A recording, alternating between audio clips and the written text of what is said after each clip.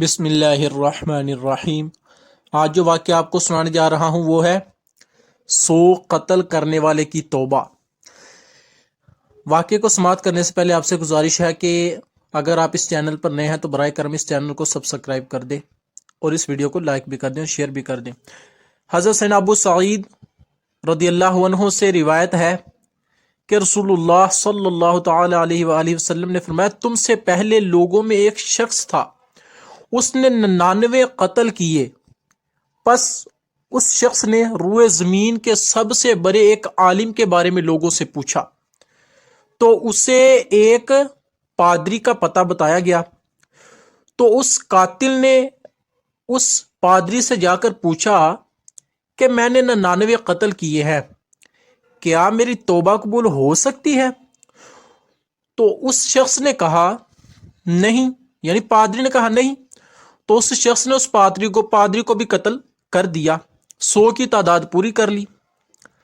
پھر اس شخص نے پوچھا لوگوں سے کہ مجھے سب سے بڑے عالم کے بارے میں بتاؤ، اسے ایک عالم کے بارے میں بتایا گیا۔ اس نے اس سے جا کر پوچھا کہ بھئی میں نے 100 قتل کیے ہیں، کیا میری توبہ قبول ہو سکتی ہے؟ تو اس پادری عالم نے کہا ہاں کیوں نہیں، کون ہے جو تیری توبہ کے درمیان حائل ہو؟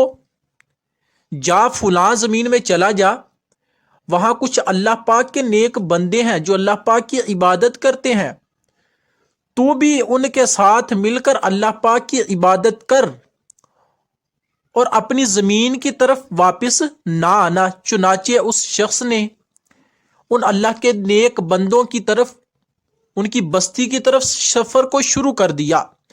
ابھی اس نے آدھا ہی راستہ طے کیا تھا کہ اسے موت آ گئی، وہ مر گیا، اور اس کی روح جب نکلی تو اس کی روح کو لینے کے لیے رحمت کے فرشتے بھی آ گئے اور عذاب کے فرشتے دونوں ہی جمع ہو گئے، اور اب رحمت کے فرشتے اور عذاب کے فرشتے دونوں کے درمیان جھگڑا شروع ہو گیا۔ جو رحمت کے فرشتے تھے وہ کہنے لگے بھئی یہ توبہ کر کے اللہ پاک کے نیک بندوں کی طرف جا رہا ہے، اور یہ دل سے مطلب کہ توبہ پر جو ہے نا قائم و دائم رہنے کی نیت ہے اس کی، لہٰذا اس کی روح ہم لے کر جائیں گے۔ عذاب کے فرشتے بولے اس نے ابھی بلائی کا کام نہیں کیا، یعنی توبہ کی طرف جا رہا ہے، توبہ کی نہیں، اس لیے یہ عذاب کا مستحق ہے۔ ان فرشتوں کے مابین اس طرح جھگڑا شروع ہو گیا۔ پس ایک فرشتہ آدمی کی شکل میں ان دونوں فرشتوں کے گروہوں کے پاس آیا اور فرشتوں کے دونوں گروہوں نے اس کو اپنا فیصلہ کرنے والا بنا لیا۔ پھر اس فرشتے نے دونوں زمینوں کے بارے میں کہا کہ بھئی ان کو ناپو، جس علاقے میں وہ آیا تھا وہاں سے یہاں تک کا فاصلہ اور یہاں سے اللہ کے نیک بندوں تک کا فاصلہ تو ناپو۔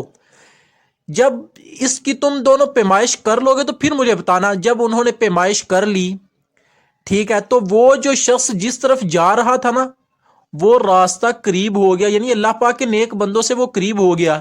چنانچہ پھر کیا ہوا کہ ظاہر ہے وہ جب ان اللہ کے نیک بندوں کے قریب ہو گیا تو جو رحمت کے فرشتے تھے وہ بولنے لگے بھائی جب یہ اللہ پاک کے نیک بندوں کے علاقے کے قریب ہو گیا ہے لہٰذا اس کی روح ہم اب لے کر جائیں گے۔ اور ایک اور روایت میں